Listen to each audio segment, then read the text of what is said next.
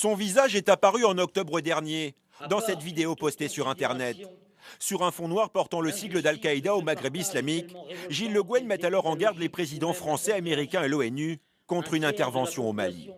Votre intervention dans le Sahel, et plus particulièrement au Nord-Mali, ne sera encore que la cause d'une sédition, d'une grande sédition et d'une catastrophe humaine et humanitaire. Guantanamo n'est pas nécessaire pour garantir la sécurité de l'Amérique. Il coûte cher, il est inefficace, il affecte l'image des États-Unis, entrave la coopération avec nos alliés en matière de lutte contre le terrorisme et représente un outil de recrutement pour les extrémistes. Il doit être fermé. Dans la nuit de dimanche à lundi, ce quinquagénaire converti de longue date, qui se fait appeler Abdeljelil, a été capturé par l'armée française, au nord de Tombouctou. Un véritable pugilat a éclaté en plein Parlement au Venezuela. Selon l'opposition, 7 de ses députés ont été attaqués alors qu'ils protestaient contre une nouvelle mesure. Elle leur interdit de prendre la parole à l'Assemblée tant qu'ils ne reconnaissent pas la victoire de Nicolás Maduro à la présidentielle du 14 avril. Nous allons continuer à nous battre millimètre par millimètre pour donner une chance au Venezuela du futur, déclare ce député de l'opposition. C'est précisément pour cette raison qu'ils sont obligés d'avoir recours à la violence, parce que nous avons avancé et nous allons triompher.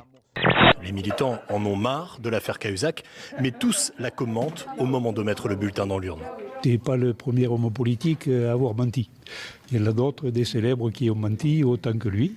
Et donc, pour moi, je regrette beaucoup qu'on en soit arrivé là. Il y a les 500 000 € de M. Guéant, donc on va passer à autre chose. Pour la première fois depuis 5 ans, CGT et CFDT ne défileront pas côte à côte pour la fête du travail. CGT, FSU et Solidaires, qui ont dit non à l'accord sur l'emploi, se retrouveront à Paris à 15h, place de la Bastille, pour rejoindre Nation. De leur côté, la CFDT, la CFTC et l'UNSA, toutes 3 signataires de cet accord emploi, ont choisi de se rendre à Reims. C'est une première. Surprise, pendant le dépouillement, un nom revient souvent dans la pile des bulletins nuls. Cahuzac, nul. Barral. Un 1er mai, jour traditionnel de défilé également pour le Front National. Départ à 10h de la rue de Rivoli, près de la statue de Jeanne d'Arc. Portée par des sondages en hausse, Marine Le Pen tiendra ensuite un discours place de l'Opéra. Portée par la crise, portée par les difficultés du gouvernement, portée par des sondages très favorables, les frontistes se sentent pousser des ailes. Ça n'est que le début d'une montée progressive et je crois que nous serons très vite largement au-dessus des 25%, c'est-à-dire un Français sur 4, on y est presque déjà, parce que les Français, ils veulent une vraie alternative, ils veulent un autre chemin. Ils ont bien vu qu'il n'y avait pas de changement, que François Hollande a pris le pouvoir, le Parti Socialiste a pris le pouvoir, mais qu'on a la même politique, les mêmes traités européens, la même politique de laxisme. Nous avons déjà gagné la bataille des idées. Nous l'avons gagnée parce que nos idées dominent. Nous sommes le centre de gravité du débat public français. Vous voyez que nous progressons à grands pas dans le débat, dans les cœurs et dans les urnes aussi. Nous avançons et la France et les Français avec nous. Ils ont essayé la droite, ils ont essayé la gauche, ils ont eu les mêmes résultats cataclysmiques. Et donc de ce fait-là, ils se tournent naturellement vers ceux qu'ils considèrent le plus intègres, qui n'ont jamais viré de cap, qui défendent les mêmes idées, en ayant d'ailleurs parfois eu raison trop tôt sur des thématiques comme l'immigration ou sur l'insécurité, et aujourd'hui peut-être sur l'euro. Vous avez vu des sociologues qui viennent de sortir un livre, je crois que c'est M.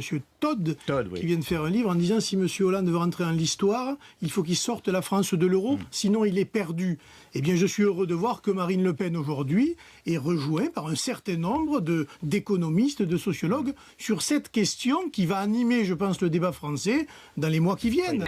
Première, deuxième, troisième génération, nous sommes tous des mangeurs de cochons. On est chez nous, Mélenchon, Angoulême, Mélenchon, Angoulême. Entre les plus radicaux qui enverraient bien Mélenchon au goulag et Hollande hors de France, il y a toujours les ni droite ni gauche. Front National, ni droite, ni gauche. Au Bangladesh, la fête du travail a pris une tournure particulière avec la catastrophe du Rana Plaza, cette usine textile où 400 personnes, surtout des femmes, sont mortes après l'effondrement du bâtiment.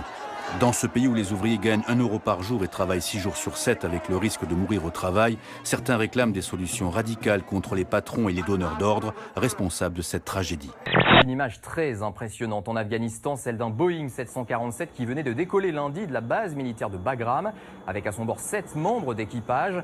L'avion cargo américain en perte de vitesse a décroché avant de s'écraser dans une énorme boule de feu. Il n'y a aucun survivant. Le drame a été filmé depuis un véhicule qui circulait à proximité. Les causes de l'accident sont encore inconnues.